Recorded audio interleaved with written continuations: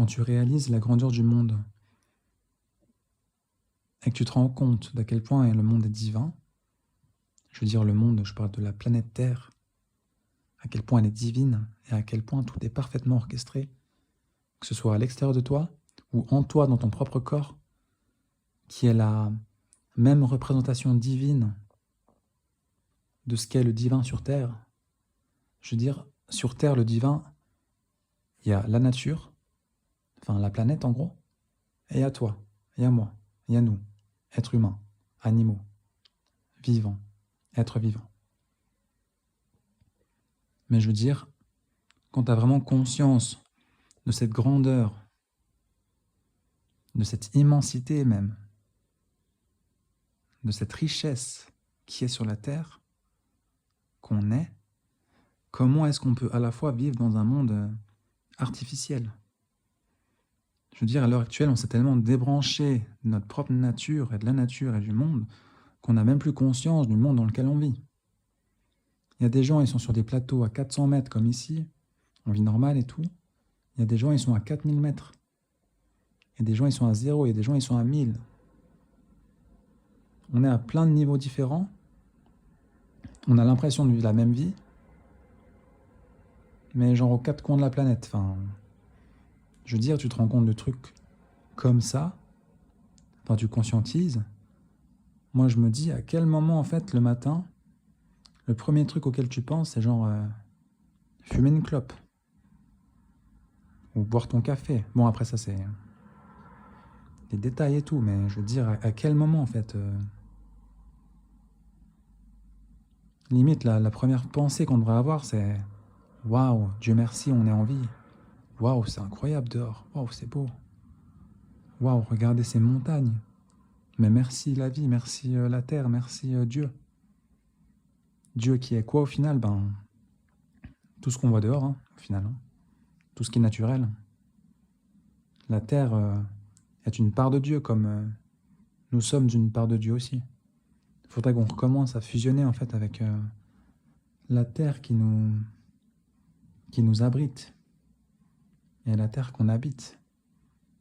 Bon, c'est tellement... Ouais, je sais pas, on est tellement à l'envers, c'est ouf.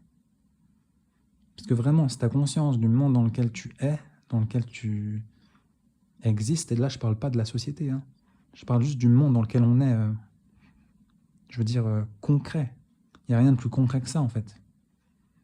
Mais en fait, à aucun moment, tu as envie de te mettre des caisses. À aucun moment, tu as besoin de te mettre des caisses. À aucun moment, tu as besoin de faire la guerre. À aucun moment, tu as besoin de t'embrouiller. À aucun moment, tu vas embrouiller une personne qui t'embrouille. À aucun moment. Je veux dire, pour être sur un être aussi divin que la Terre, il faut bien être divin aussi un peu, tu vois. Enfin, vraiment, je me dis des fois, on a une chance incroyable d'être sur la Terre. Il faut qu'on soit à la hauteur de la Terre, en fait. Et qu'on arrête d'être des bébés... Ouais, des bébés, ouin ouin.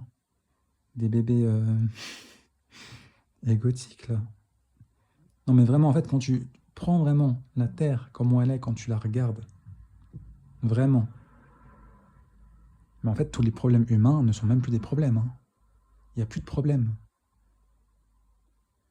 Genre vraiment, enfin, c'est un délire. C'est un délire parce qu'on est entré dans un système de pensée qui est totalement à contre-courant du réel. Là, on s'est inventé un monde, on vit dans de la fiction. C'est fou. On est tellement loin de nous, on est tellement loin du monde, c'est grave.